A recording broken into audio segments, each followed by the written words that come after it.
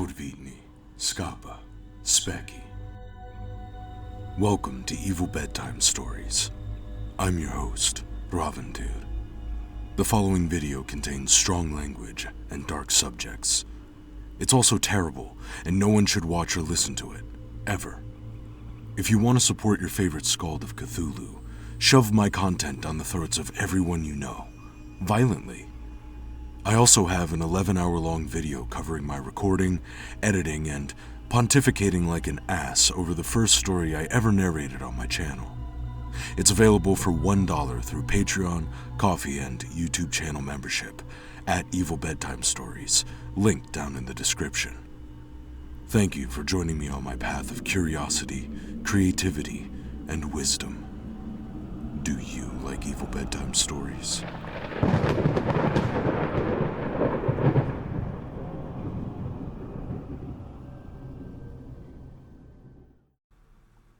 Alright, good morning everyone. On this, what is most assuredly the last recording session for the Hounds of Tindalos, finishing up the actual Hounds of Tindalos story for you all. It is a beautiful time indeed. Let's see here. Where are we? Descended from a curve. Do not laugh. I mean that literally. Ah, okay. Alright.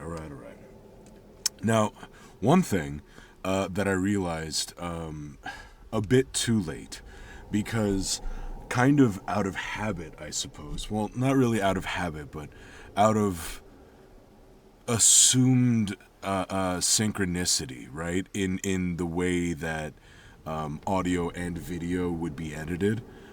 When I finished The Black Stone and The Children of the Night and The Mirrors of Tuz and Thun, I believe that's all of them that I have right now. That's probably like 4 hours. No, it's probably like 2.5 hours of stories there.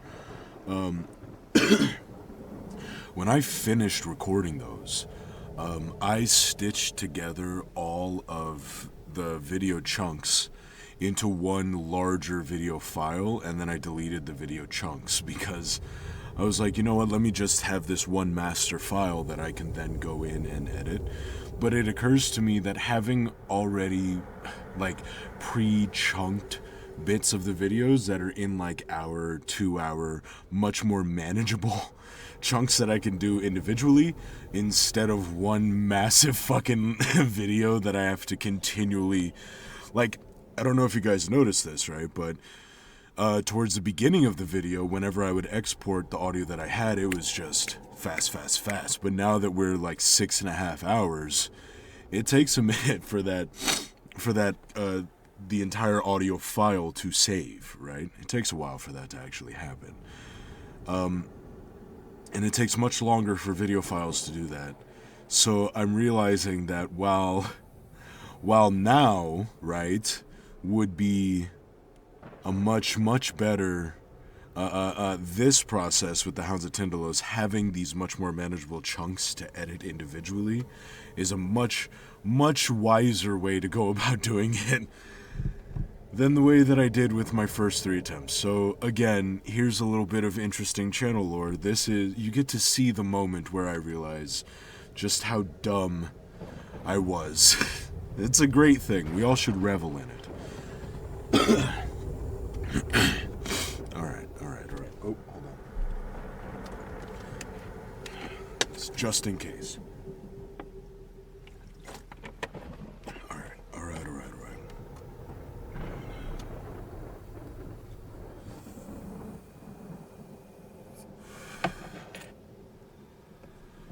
Alright. We got this, guys. 10 more pages. We got this. Descended from a curve. Do not laugh. I mean that literally. I rose and searched for my hat. I'm dreadfully sorry for you, Chalmers. Did I stutter on Chalmers? I almost called him Charles. I'm dreadfully sorry for you, Chalmers. Yep, Yep, you can hear it. You can fucking hear that. So we're gonna go nope to that.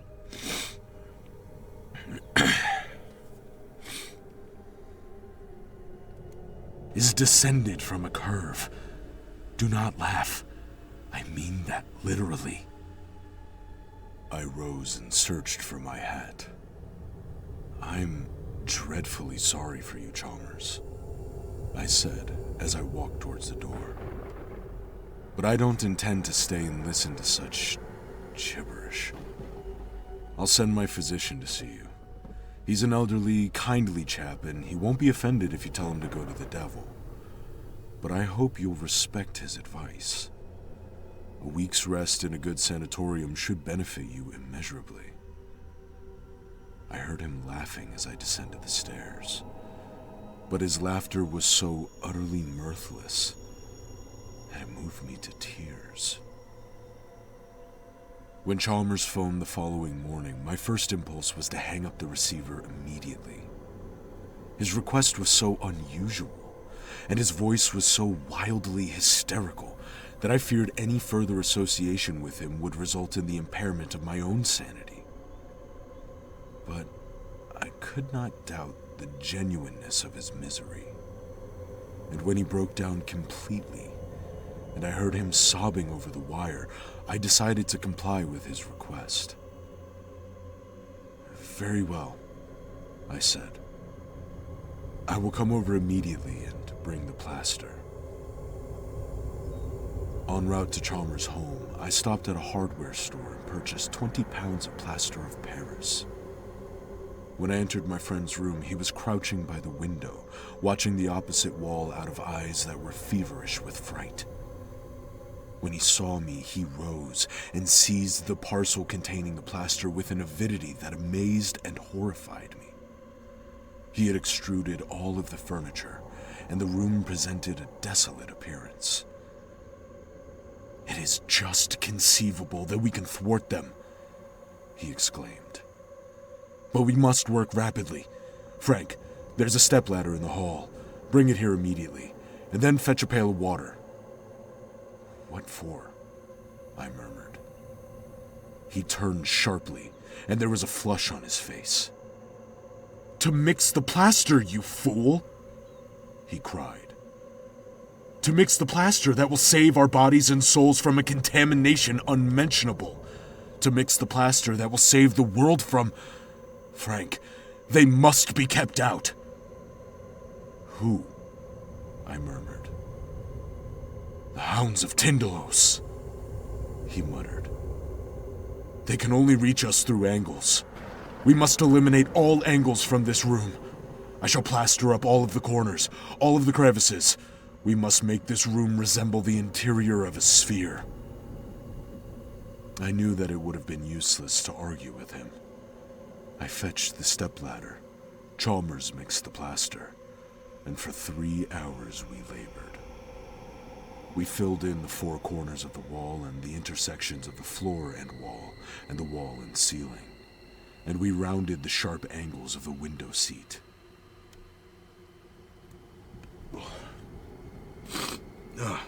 You see what happens every time, but you learn to power through it. Okay. Okie-dokie. Did the sharp angles of the window seat. Alright, we got rid of that clack, that Harold's clack. May he burn forever. Yeah, I've been thinking about it, and I think that if I go with shirts...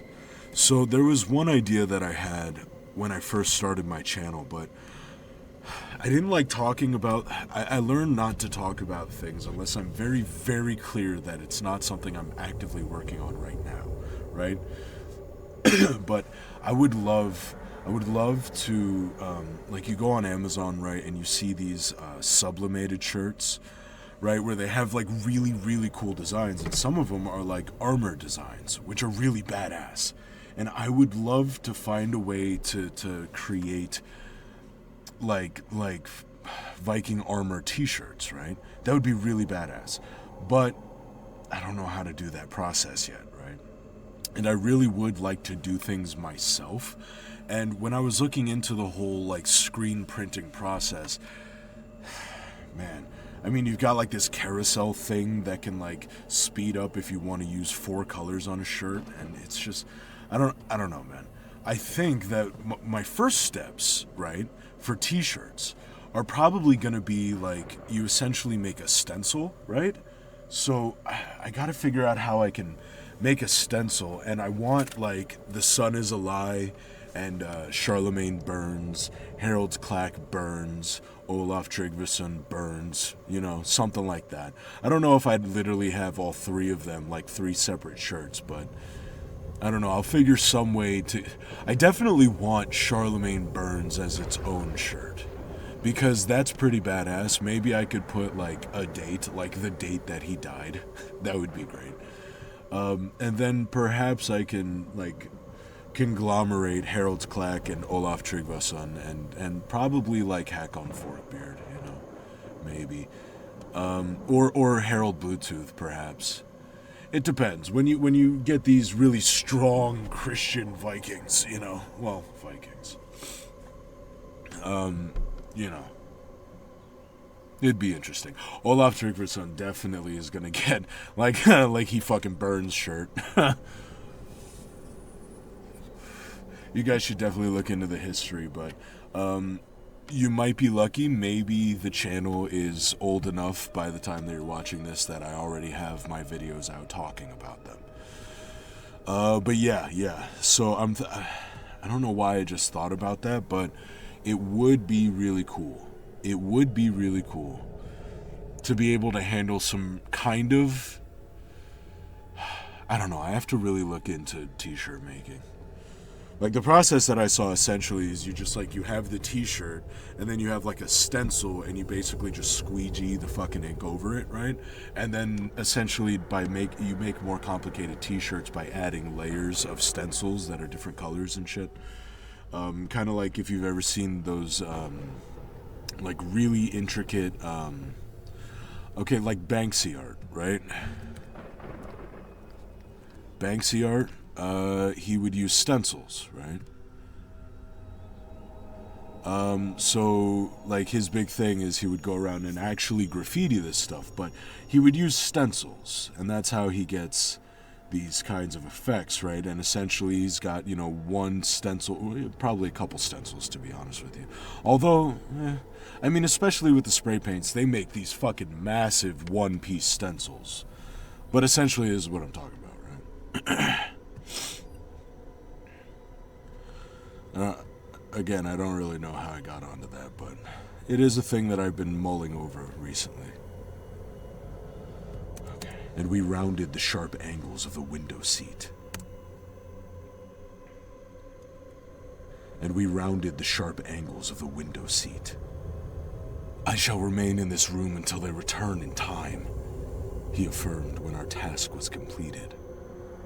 When they discover that the scent leads through curves, they will return. They will return ravenous and snarling and unsatisfied to the foulness that was in the beginning, before time, beyond space. He nodded graciously and lit a cigarette. It was good of you to help, he said. Will you not see a physician, Chalmers? I pleaded. Perhaps tomorrow, he murmured. But now, I must watch and wait. Wait for what? I urged. Chalmers smiled wanly. I know that you think me insane, he said. You have a shrewd but prosaic mind, and you cannot conceive of an entity that does not depend for its existence on force and matter. But did it ever occur to you, my friend, that force and matter are merely the barriers to perception imposed by time and space? When one knows, as I do, that time and space are identical, and that they are both deceptive because they are merely imperfect manifestations of a higher reality, one no longer seeks in the visible world for an explanation of the mystery and terror of being. I rose and walked toward the door. So I love how cunty his friend is. Like, even in the beginning, I hated just how much of himself he thought. Just how far his head was up his own ass. And now he's really, now that he's got, like, anything that he believes supports that boy, he really, like, he has his friend come over, and his friend very obviously thinks that he's fucking insane. He thought he was before, but now even more so, right? And, like, he gets his friend to help him plaster his fucking room into a sphere, right? Like, this is an excessive amount of effort, and then after he's done, his friend just goes, hey, man, seriously, can you just get some professional help? He sits back with a cigarette and pontificates about how much of a fucking idiot his friend is. What a dick. I hate this guy. I fucking hate this guy.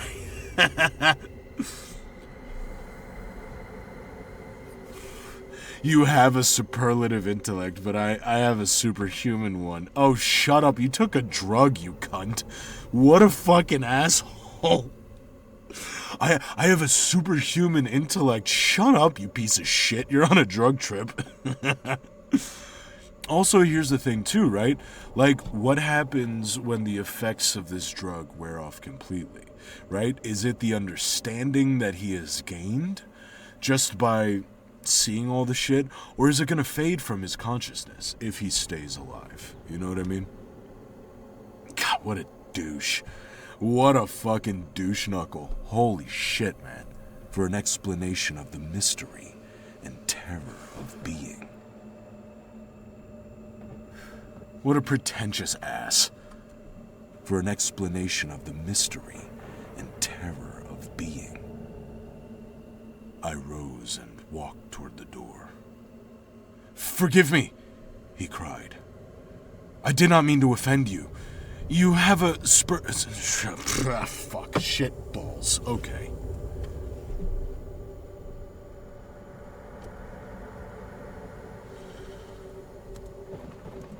Control C. Ah, yes, my computer restarted, so I have to reopen the bloops row.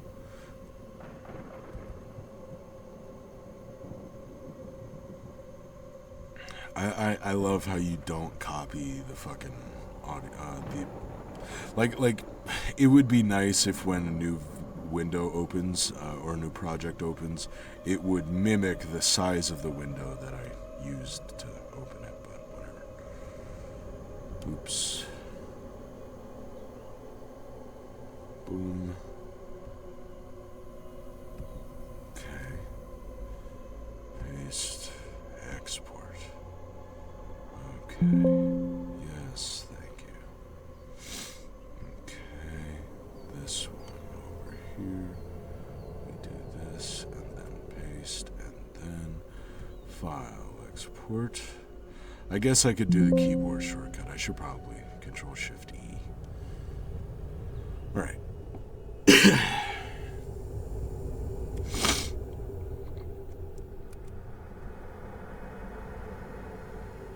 Okay. For an explanation of the mystery and terror of being. Forgive me, he cried. I did not mean to offend you. You have a superlative intellect, but I have a superhuman one. It is only natural that I should be aware of your limitations. Phone if you need me, I said, and descended the stairs 2 steps at a time. I'll send my physician over at once, I muttered to myself.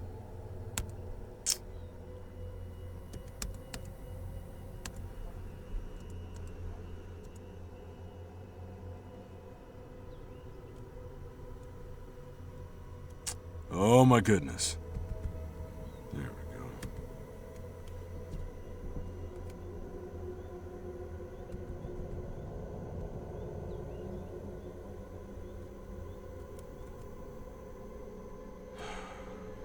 Speaks in the visible world for an explanation of the mystery and terror. Okay.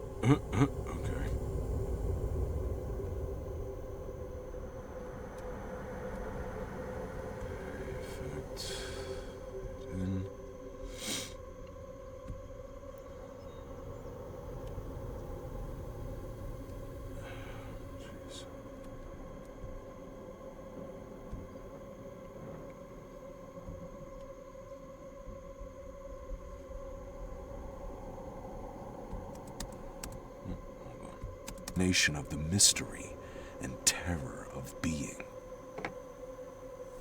Forgive me, he cried. What?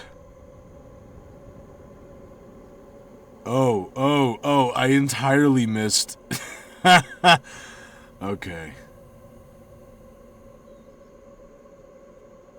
Okay. Alright, that's what it... Oh my fucking shit, dude. Tracks, add new stereo. Okay, so I really do have to just wake up at like fucking... I have to continue waking up early as shit, dude, because they're puppies and they're massive pups, but they don't shut up.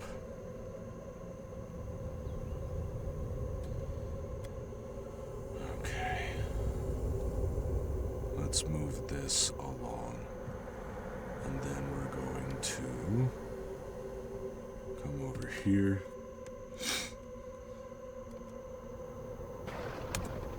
You're a dick.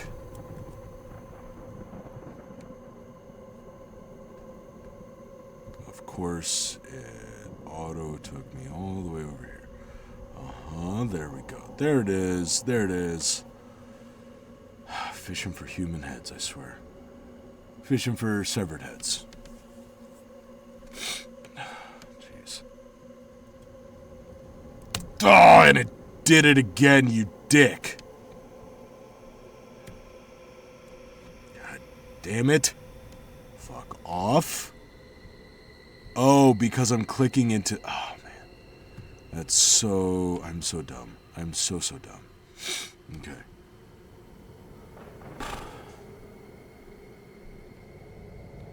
Of being. I rose and walked toward the door.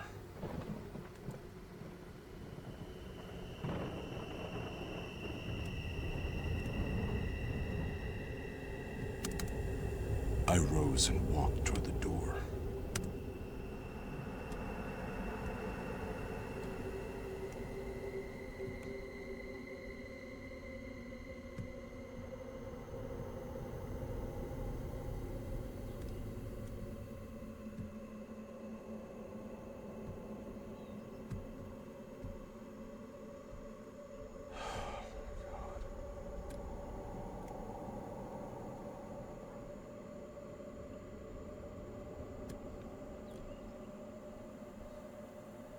Explanation of the mystery and terror of being.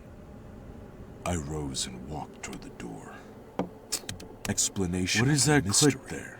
And terror of being. I rose and walked toward the door. God damn it. All right, fine.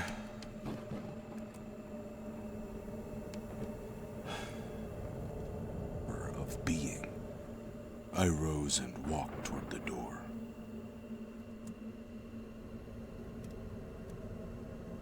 Right.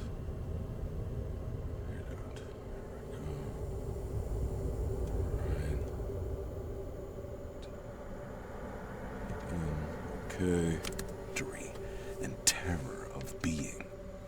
I rose and walked toward the door. Forgive.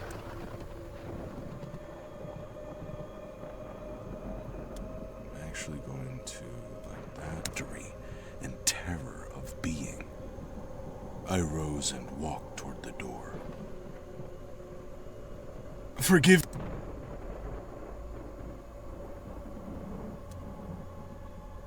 Victory and terror of being. I rose and walked toward the door. Forgive me. And terror of being. I rose and walked toward the door. Forgive me, he cried. I did not mean to offend you. You have a superlative intellect, but I have a superhuman one. It is only natural that I should be aware of your limitation. Yeah, he really is just a fucking asshole. He really fucking is. I don't... This guy is a piece of shit. Oh, fuck you. Now you start up again. I muttered to myself.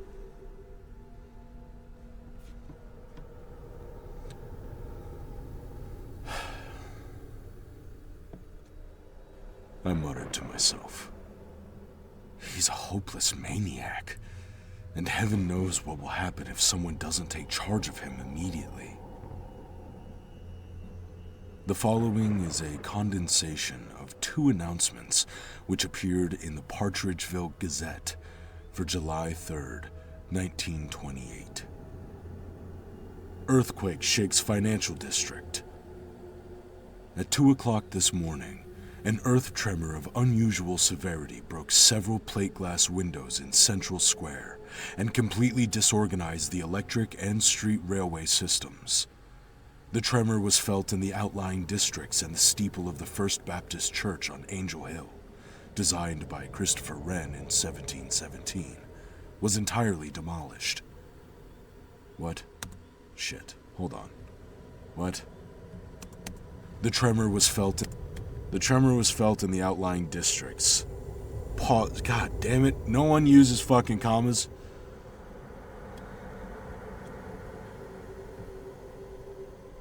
You know what? I'll tell you this, right? I know that there's like some weird, like when it comes to the interplay of commas and the word and, I personally don't give a shit. See, like for me, right? The tremor was felt in the outlying districts, comma, and the steeple of the First Baptist Church on Angel Hill was entirely demolished. Because that's how I would read it. I wouldn't read it as the tremor was felt in the outlying districts and the steeple of the First Baptist Church on Angel Hill was entirely demolished. I would put a pause there so that you... I don't know. I just wish that more people would write as if they were speaking. But I guess that's not. I guess that's like an intentional aspect of the genre. Railway systems, of the genre. Okay, of the Degrassi.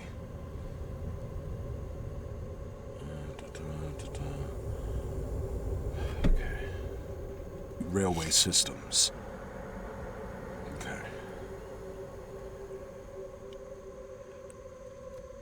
Railway systems.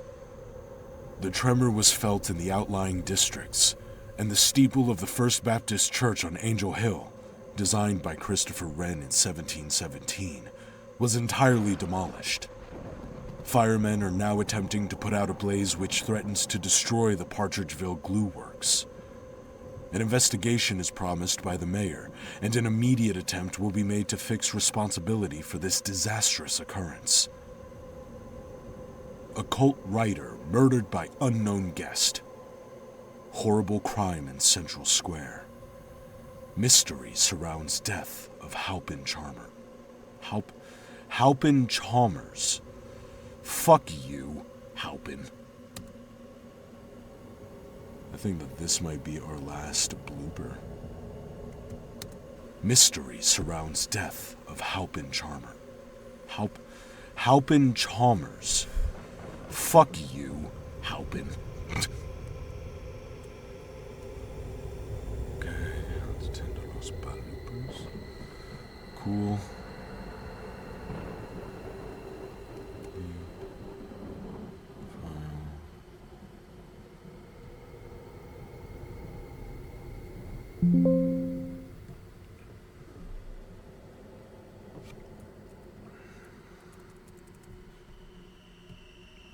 Look at that. We got 10 minutes of bloopers. That's not too bad.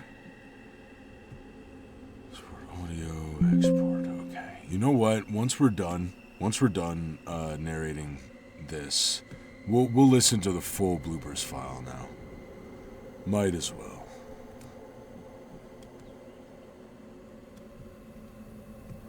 Effect, fade out.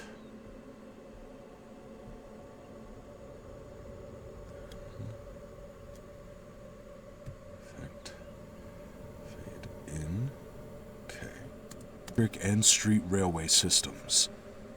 The tremor was felt in the outlying districts, and the steeple of the First Baptist Church on Angel Hill.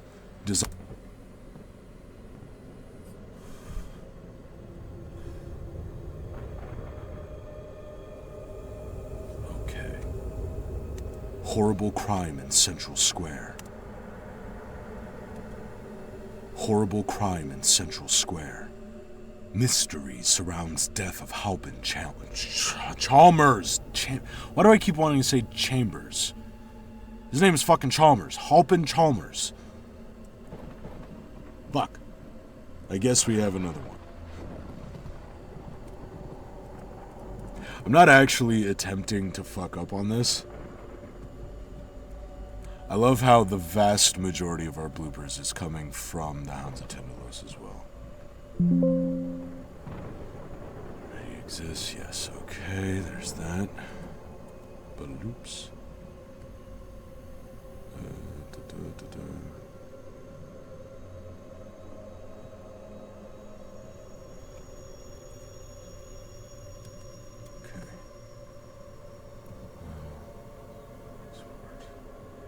Thank you. Alright. I think what I'm going to do is I'm going to put the bloopers at the end of the full 6.5 hour video. I'm not going to put it in the individual stories that I'm going to chop up out of this. Because, listen guys, I got a lot of content. It's like probably close to, if not slightly over 30 hours of content currently that I have. And I gotta think about how I can maximize that. So I'm gonna release this whole thing as it is recorded in this well over 6.5 hour video or recording. But then I'm also going to take the individual stories and put them out by themselves, and then I'm going to have to go through and edit the stuff. I'm going to edit some of the recording process stuff and release it on the actual channel. And then I'm going to release the vast majority of the recording process videos unedited. Well, I'll put like a backing track in them, and I'll go through and cut out some things. Maybe. It depends. It depends on what I ended up saying, because I'm kind of an idiot sometimes. But that's essentially where I am right now. Okay. Horrible crime in Central Square. Halpin Chalmers. We got this, guys. Horrible crime in Central Square. Mystery surrounds death of Halpin Chalmers. At 9 a.m. today, the body of Halpin Chalmers, author and journalist, was found in an empty room above the jewelry store of Smithwick and Isaacs, 24 Central Square. The coroner's investigation revealed that the room had been furnished to Mr. Rented, furnished. That's not, that's a thing that they do, yes. I don't know why I was confused about that. It just means that he got it rented with furniture in it.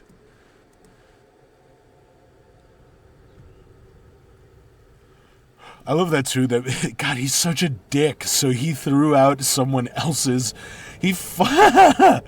what an asshole. He's just screaming about angles while he's throwing out someone else's fucking furniture. What a douche. Tracks add new stereo, thank you.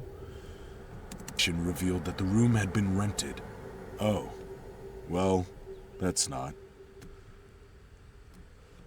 The coroner's investigation.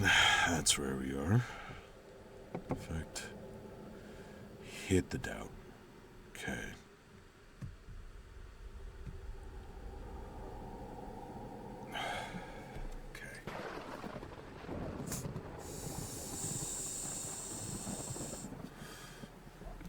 Wait a second. I see a word here. Recondite. Little known or abstruse. Abstruse. That's interesting. Abstruse? Huh. So recondite would be kind of like esoteric. Well, I suppose not necessarily. Esoteric implies a certain quality of content, whereas recondite. Recondite. Yeah, we're good. Recondite. Oh, it is. Yes, so similar, esoteric, obscure, abstruse. Abstruse. I think a much more direct synonym would be obscure. Abstruse. Difficult to understand. Obscure. Abstruse. Huh.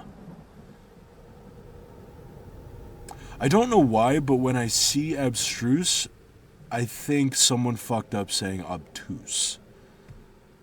Huh. We've learned 2 words today, my friends. I actually really like recondite. Recondite. It's a good word. Obscure, recondite, abstruse. Isaac's, 24 Central Square. Ah, okay. I know where we are. I found it, guys. I found it. Alright. Okay. We can do this. Isaac's, 24 Central Square. The coroner's investigation revealed that the room had been rented furnished to Mr. Chalmers on May 1st, and that he had himself disposed of the furniture a fortnight ago. Chalmers was the author of several recondite books on occult themes, and a member of the Bibliographic Guild. He formerly resided in Brooklyn, New York. At 7 a.m., Mr. L.E. Hancock, who occupies the apartment opposite Chalmers' room in the Smithwick and Isaacs establishment, smelt a peculiar odor when he opened his door to take in his cat and the morning edition of the Partridgeville Gazette. The odor he describes as extremely acrid and nauseous, and he affirms that he was obliged to hold his nose when he approached that section of the hall. He was about to return to his own apartment when it occurred to him that Chalmers might have accidentally forgotten to turn off the gas in his kitchenette. Becoming considerably alarmed at the thought, he decided to investigate, and when repeated tappings on Chalmers' door brought no response, he notified the superintendent. The latter opened the door by means of a pass key, and the 2 men quickly made their way into Chalmers' room. The room was utterly destitute of furniture, and Hancock asserts that when he first glanced at the floor, his heart went cold within him, and the superintendent, without saying a word, walked to open the window and stared at the building opposite for fully 5 minutes. Chalmers lay stretched upon his back in the center of the room. He was starkly nude, and his chest and arms were covered with a peculiar bluish pus or ichor. His head lay grotesquely upon his chest. It had been completely severed from his body, and the features were twisted and torn and horribly mangled.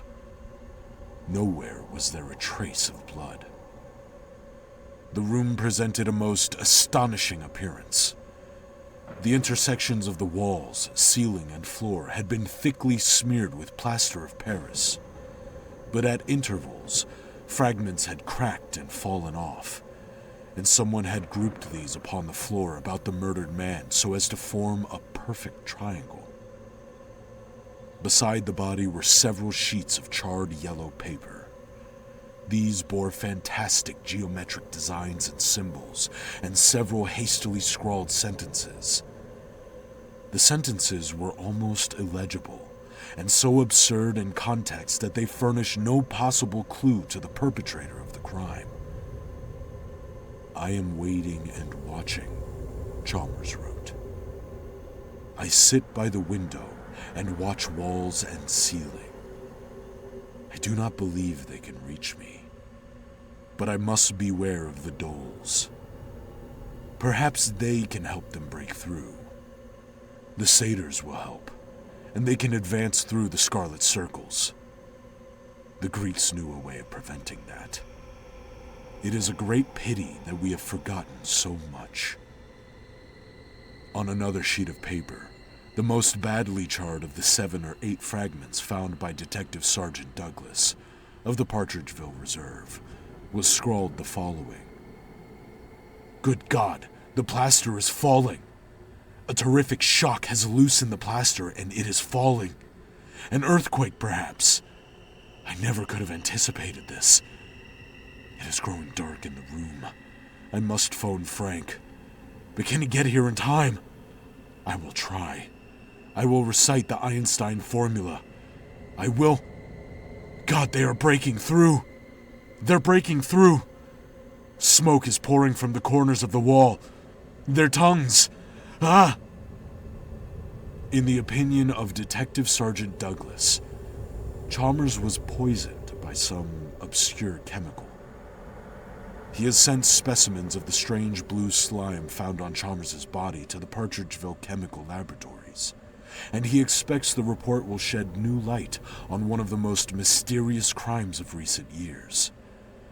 That Chalmers entertained a guest on the evening preceding the earthquake is certain, for his neighbor distinctly heard a low murmur of conversation in the former's room as he passed it on his way to the stairs.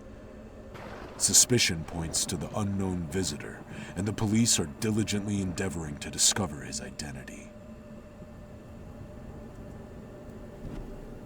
I love that as well, because it's like it's like in a game, right? Where like really we just got the old-timey version of an audio log. Like, I love how he wrote down, ah! Like, why would that happen? Why would that happen, dude? He's in there, he's audio logging just for the reader's benefit, right? And then he actually writes down, like, ah! Who the fuck would actually, like, is he screaming while he's doing, he's like, ah! I just really have to get this out for posterity, ah! God, man, that's so great too. It's like the hubris of man. Like, okay, you can prepare all you want, but here's an earthquake, bud. I also love the kind of like the petty nature of the Hounds of Tindalos, right? Like, it's not like they just came in and killed him, right? Like, just effectively, like, they decapitated and exsanguinated him, right? Like, I guess that's what they wanted. Maybe they shit on his chest. Maybe that's what all that blue stuff is. Like, it really, it comes off as a personal, like I'm gonna cut your head off and put it on a pike kind of shit, you know? Like Vlad the Impaler, like, not only am I gonna kill you, I'm gonna add you to my impalement, my fields of the impaled, you know? It really seems like a fuck you, because they take the broken bits that, like, allow them to come in, and they form a triangle around his body, right? Like, as if to be like, this is the superiority of the straight line. It is really fascinating, because, like, it's like I was saying yesterday, right? It really does come up like Terrence Howard, right? Because this is one of the things that he was saying, is that, like, you know, in his meanderings, you know, in the dipping of his toes in these very vast oceans of understanding and question, right? He's like, one of the things that he would say a lot is that there are no straight lines in the universe, which, I mean, dude, when you get down to, like, the literal minutia, right? Where it's like, are you talking about literally every atom lined up in the exact same, like, there is zero deviation? Like, I don't know that that's possible, because from what I understand, like, atoms vibrate, right? Like, there is movement to an atom itself, right? Like, that's one of the biggest issues, right? In I believe superposition does refer to that, right? No, not superposition itself, or is it? But there's like, when you're looking at photons, right, and these very small particles,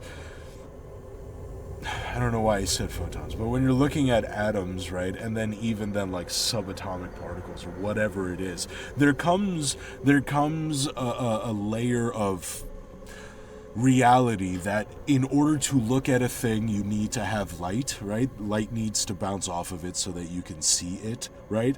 And that there's an order of reality that is so small that just by shining a photon on it, right, you knock it out of its place. So you can either know where it is or know how fast it's going, but you can't know both at the same time, right?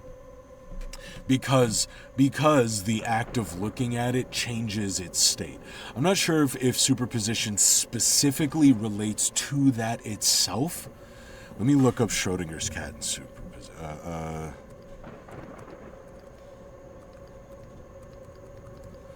me look up superposition. The ability of a quantum system to be in multiple states at the same time until it is measured. Okay, yeah, so, yeah.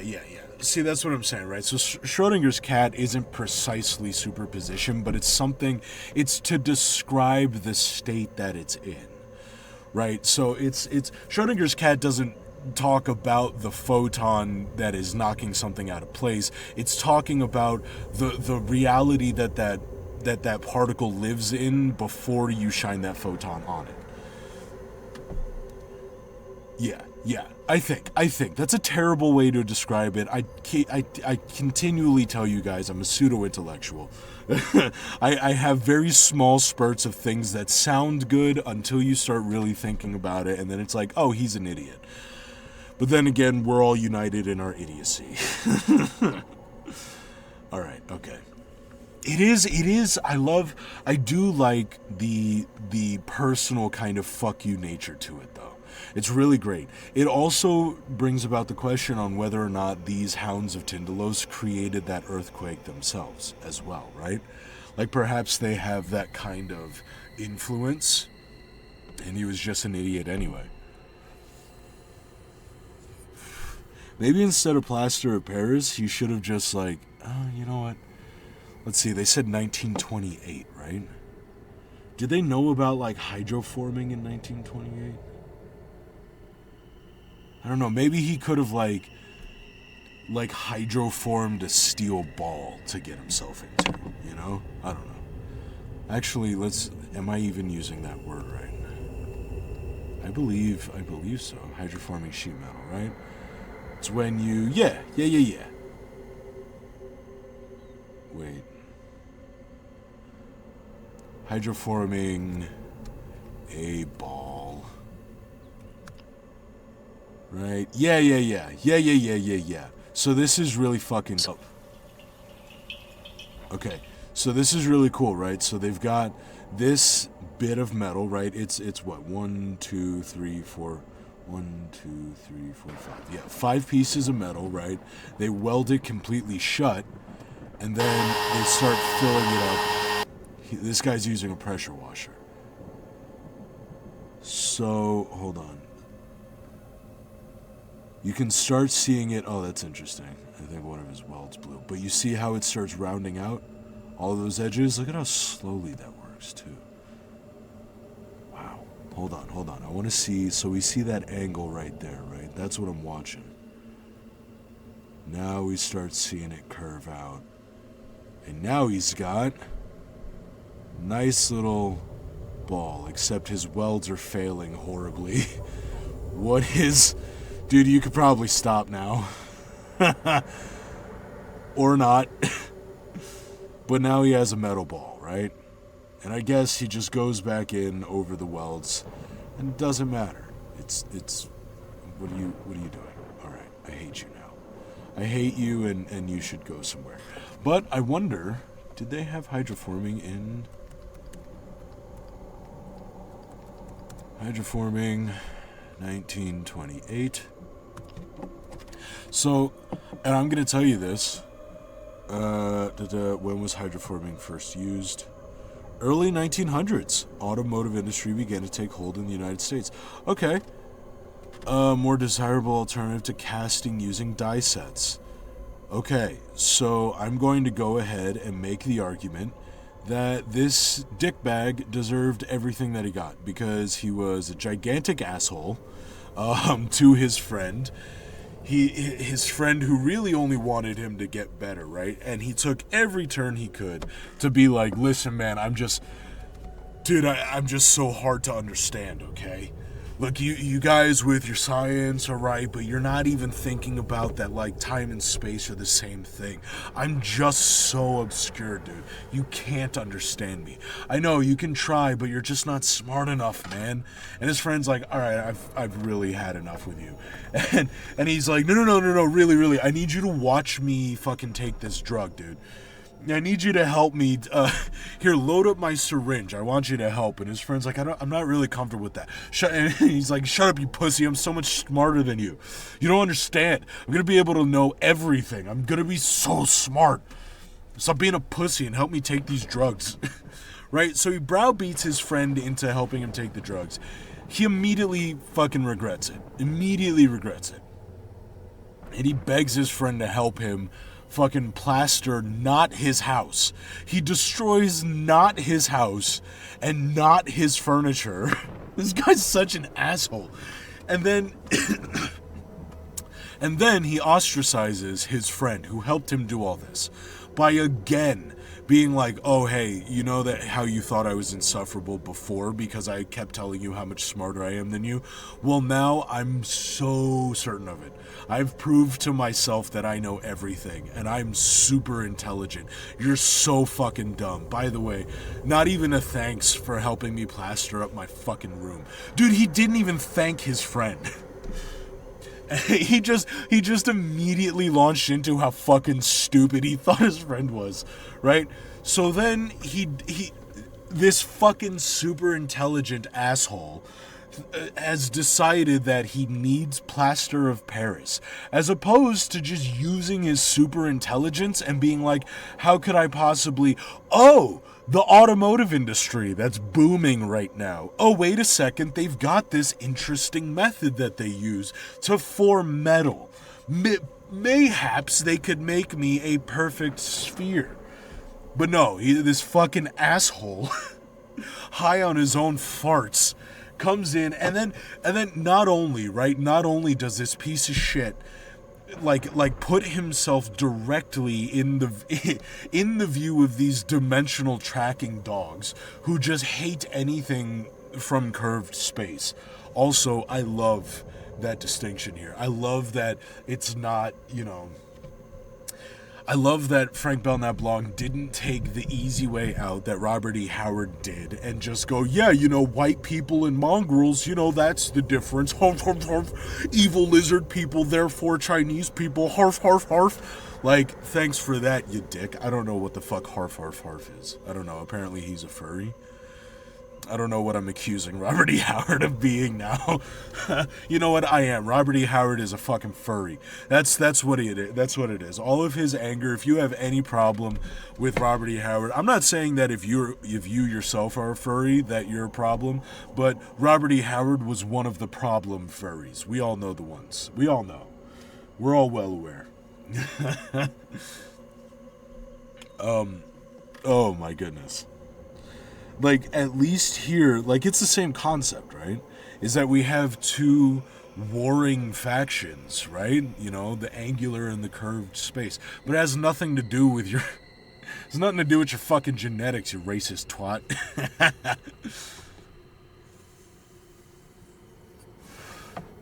Oh boy, this is gonna be a fun video to edit. Okay. Also, just to really fuck with his friend, like, really, like, now his friend is being, like, he's on the fucking top, he's at the top of the list as suspects for his friend who has died. Fuck him, he deserved to be decapitated, exsanguinated, and shit on. Fuck him. Also, fuck him for his name. Anyone named Halpin Chalmers, damn it, Halpin Chalmers, you're just a dick. You deserve to be fed your own skin, you piece of shit. Oh my goodness. And I'm talking to the one Halpin Chalmers that is currently walking around today. Fuck you, I hope someone feeds you your skin. I hope you forget how to read, you bitch. I don't know. Don't ask me where it comes from, or even if it's deserved, because it's not. It just happens. I'm a child of Odin. What do you expect? What do you expect? Alright, here we go. Oh, interesting. Ooh. Okay, we have more things to get to explore. But we are just about done. All right. I am excited. I can feel it in my balls, guys. All of my balls are excited. Every single one of them, all 14, endeavoring to discover his identity. Report of James Morton, chemist and bacteriologist.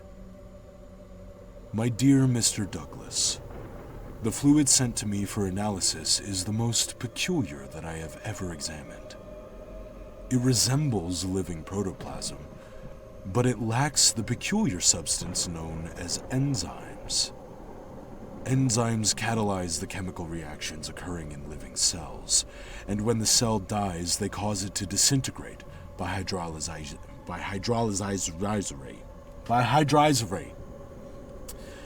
Well, shit. Hydrolyzation. Enzymes catalyze the chemical reactions occurring in living cells, and when the cell dies, they cause it to disintegrate by hydrolyzation.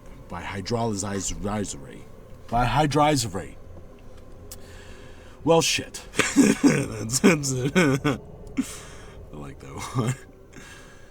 That one really gets off, like, okay, I cuss in it, but, which makes... Yeah, I'm gonna have to... Ooh, that's another thing that I could probably get for you guys. I'm gonna have to censor all of my bloopers for the main channel. But that means that I can also offer you guys uncensored... Oh, I'm gonna have to censor everything that I say. Ooh. I should probably choose my words more carefully since I'm going to be censoring them myself. Nah. That'll be a great clip. No, I'll just spend the time censoring myself. I'm not gonna fucking... I'm gonna censor myself... Oh, shit. How do I even construct this? I'm not going to censor myself in real time. I'm going to censor myself in the editing phase. Start diligently endeavoring to discover his identity. Report of James Morton, chemist and bacteriologist. My dear Mr. Douglas. Okay. My dear Mr. Dickford. Alright. Okay. I don't know where that came from. Since known as enzymes. Enzymes catalyze the chemical reactions occurring in living cells, and when the cell dies, they cause it to disintegrate by hydrolyzation. Without enzymes, protoplasm should possess enduring vitality, i.e., immortality.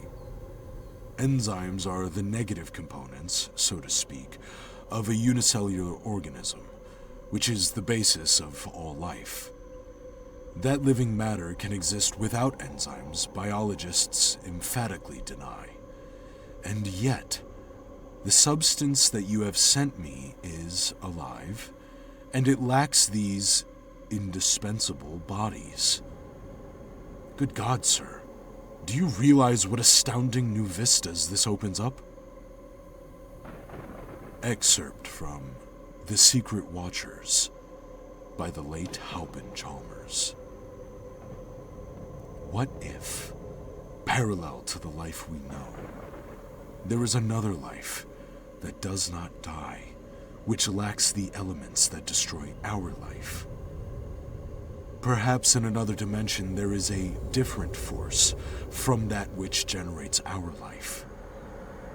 Perhaps this force emits energy, or something similar to energy, which passes from the unknown dimension where it is, and creates a new form of cell life in our dimension. But I have seen its manifestations. I have talked with them. In my room at night, I have talked with the dolls, and in dreams I have seen their maker. I have stood on the dim shore beyond time and matter and seen it. It moves through through strange curves and outrageous angles. Someday, I shall travel in time and meet it face to face. Well, so, what's interesting is that he's an even bigger dickbag than I thought. Because he was having dreams. That's right, I forgot that he was telling his friend, he's like, no, listen, I've been having these dreams, so totally help me take this brand new drug. Well, I guess not brand new drug, but, you know. So he was having dreams about it, right? So he saw it, but he didn't see the Hounds of Tindalos. Fuck him. Fuck him twice. Fuck him while he was alive and fuck him while he's dead. Fuck him. I hate Halpin Chalmers. Fuck him. You know what? That's what we're establishing. If there's people that we don't like on the channel, we call them Chalmers. Chalmers is a dick. Fuck Chalmers. I hate you. Ooh, okay. Here we go. What? Wait a second. Hold on. Here we go. Hold on. So I wanted to go through and get an idea of, like, what else was being offered at this time, because we see a list of, like, here, if you like this, if you enjoyed reading this book, you will want to read these other Belmont books. Hold on. Let me go ahead and finish. Did I hit? Gently endeavoring to... No, I didn't. Okay. So we're going to Fadine. Boom. And then we hit the doubt for the last time of this video, my friends. Shit. Okay, well, I did those on the wrong track. Undo fade in. There we go. Then we come down here. There it is. Did I hit the fade in? Your substance known as enzymes.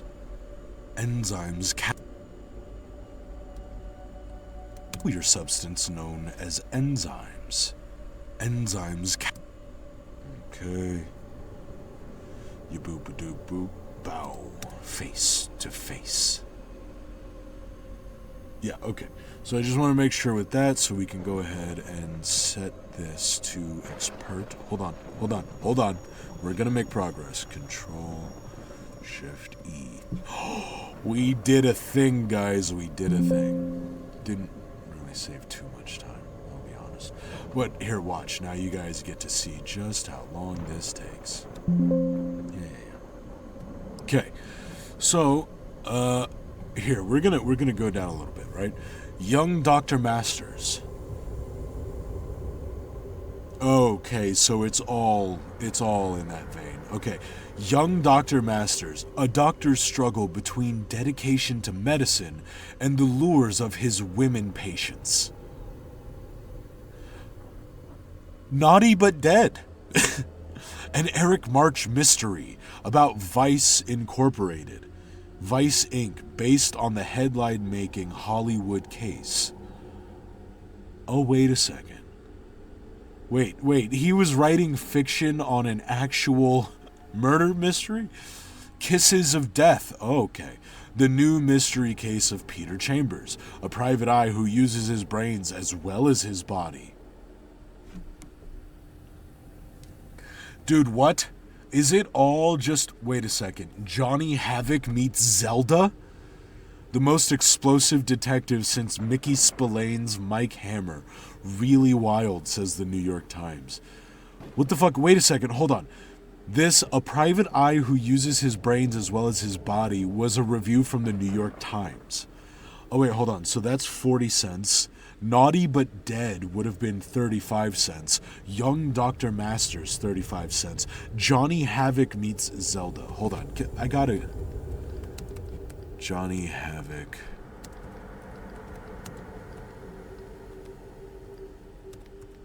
Meets Zelda. Okay. So the Doom guy gets laid. That's what we're looking at. Okay.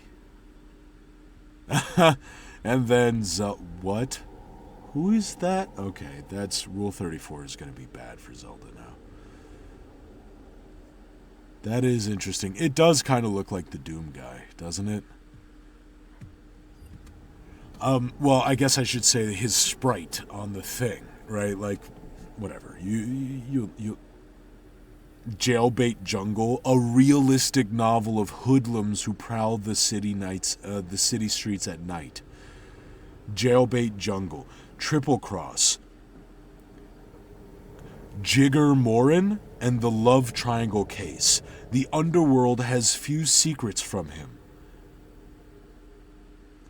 Jigger Morin. I'm sorry, what? Jigger Morin. Holy shit! By John Robert. A novel of Manhattan crime solver.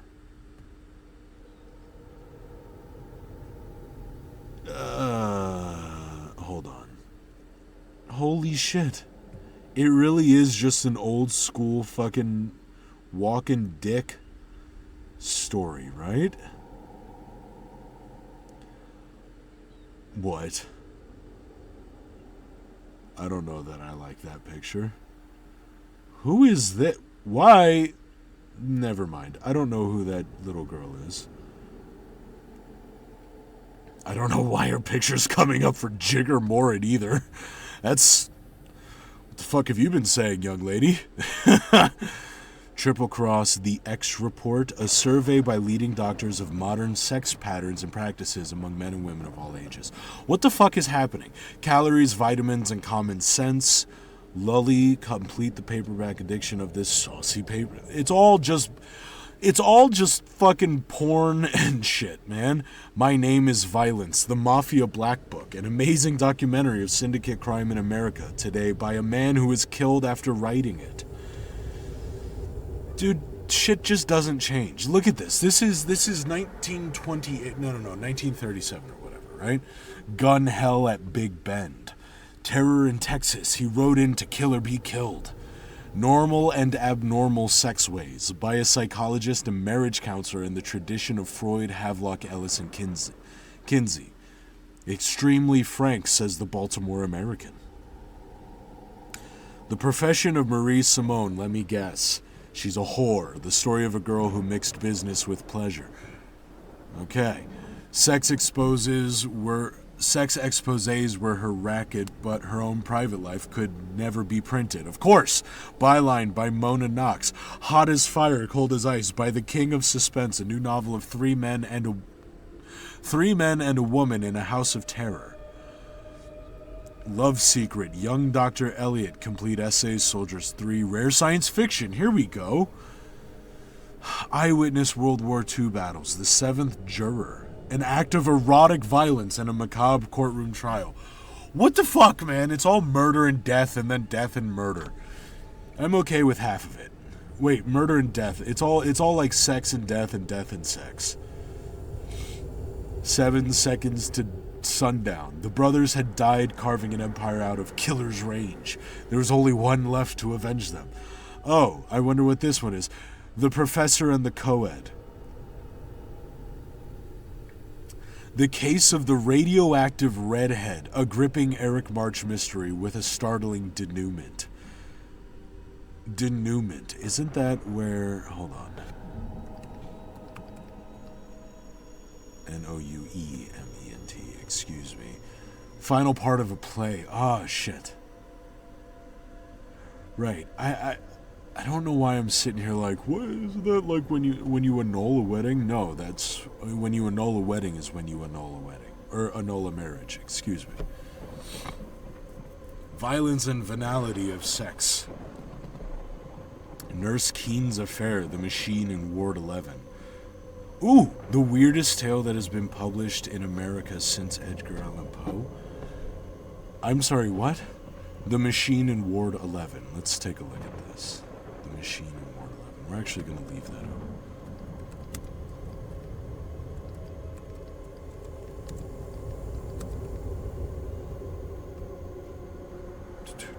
A cocky Air Force pilot commits a senseless murder and finds himself assigned to the mountains of Tibet as an indirect consequence. What? Centipede Press. Ooh. Oh, hello. It seems to be a murderous cock. The man's mind is a tricky thing, Blake. So says Dr. Adams to... Limited of 500 numbered copies. Ooh. Okay. Well, that's interesting. Well, everyone, I think that's enough just fucking around. Rider of the Yellow Dust. Alright. Yeah, so that's it. Erotica Exotica. The Hounds of Tindalos. You're advertising the same thing in there. That's great. There is something about a dime west of Apache Pass. Oh, God. Thus a boy becomes a man. Old enough for love's delights and too young to know its dangers. Johnny Havoc and the doll who had it. What the fuck, man? My son the teenager? No. Uproarious picture book. Okay. Wait a second. Hold on. Wait. A cartoon satire, a picture book by his celebrated father who prefers anonymity. Wait a second, so is this... Wait, hold on. So there was like a kind of famous cartoon satirist who was cartooning his son's life. That's kind of a chess move, dude. 6 in the silent scream. Alright. Well, guys, I now have so much editing to do. Just so much editing. Like I said, it's okay, here, let me show you. Let's take a look at this, shall we? So here in vidges. Alright, so this one right here, we are at, what are we at? Okay, so we're going to call this one an hour, right? We've got 1 hour here, 2 hours yesterday, 3, 4, 5, 6, 7, 8, 9, 10, 11, 12, 13, 14, 15, 16, 17, 18, 19, 20, 21 hours. And that's assuming that every single one of these is 1 hour, which I know for a fact they're not, right? I knew for a fact that this one was 2 hours for yesterday, but I know that there are other ones that are 2 hours as well. So I've got all of that to sift through for this almost 7 hour long audio. That really, the editing of this audio is going to be the easy part. But that's where I am now. And you know what? I've got a lot of work ahead of me, but that's okay. Because it means that soon I will be releasing these videos, and that'll be great. Hopefully I can start interacting with some of you guys soon. That would be awesome. But anyway, thanks for sticking with me, especially if you're one of the people who actually sat and watched all of this recording process. I appreciate that, especially if you're watching the unedited version. Thank you even more. But yeah, guys, I'll see you in the next video. Thanks for sticking around. Subscribe to the Mad Horde. Tell me your thoughts in the comments below. Like this stupid video. Let the algorithm gods know we exist. Chuck $1 my way and get access to an insulting amount of my special brand of idiocy. Or maybe a little more and get some really cool stuff I make by hand. I'll see you in the next one. Vi mi miro then.